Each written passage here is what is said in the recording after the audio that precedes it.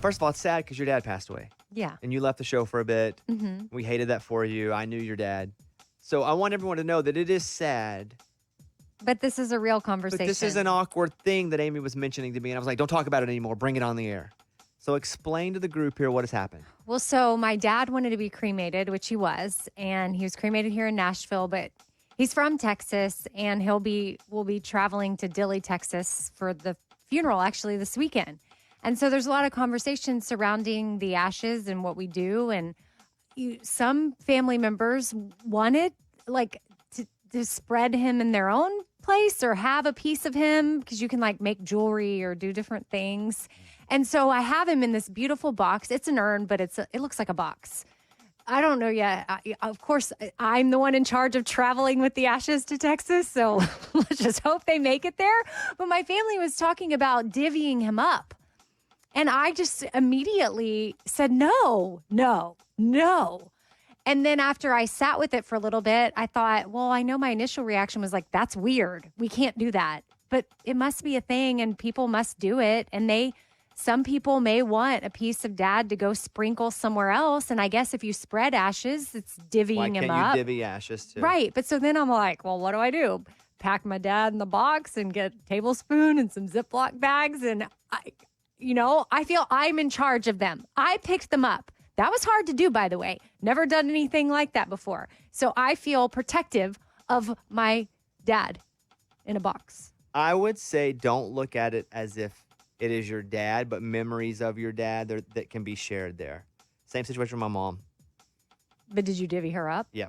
You did? What, to spread her out? Oh. Wow. Same thing. Okay. Yeah, you spreaded her, though? In different or places. Spread her. Yes. Okay. So, but we had to divvy it.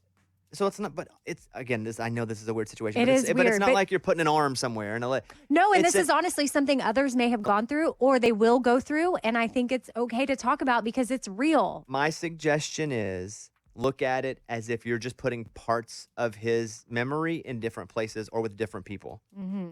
That's how I had to look at it. It is weird to go, okay, well, you get some. We can measure it like they do drugs on TV. Kilos. Yeah, whatever. But it really is not a big deal. And I would like for you to be open about the fact that you're not dividing his body. You're dividing some substance of his memory. Okay. All right. I'm not there yet, but I will take in what you're saying. He doesn't all have to stay together. Because he wouldn't if he wanted to be put in 3 different places, he wouldn't stay together. He's ashes. He's not even together anymore. Yeah. He's ashes. He's not together already. Yeah. Okay. That is a different way of saying it, which can help me process it. But I'll think this through, and I'm in charge of the box. I told my other siblings, okay, I'll tell them. Y'all didn't have to come here and pick him up.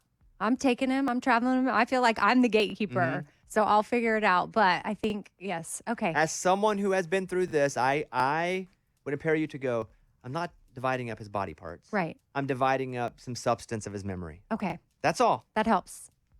Thank you. Do what you feel, but still, I would say open your mind a little. Okay. You feel the same way? I'm with you. Okay. No, I'm with you. All right. Mike, do you feel the same way? I do feel the same way. Lunchbox feel the same way?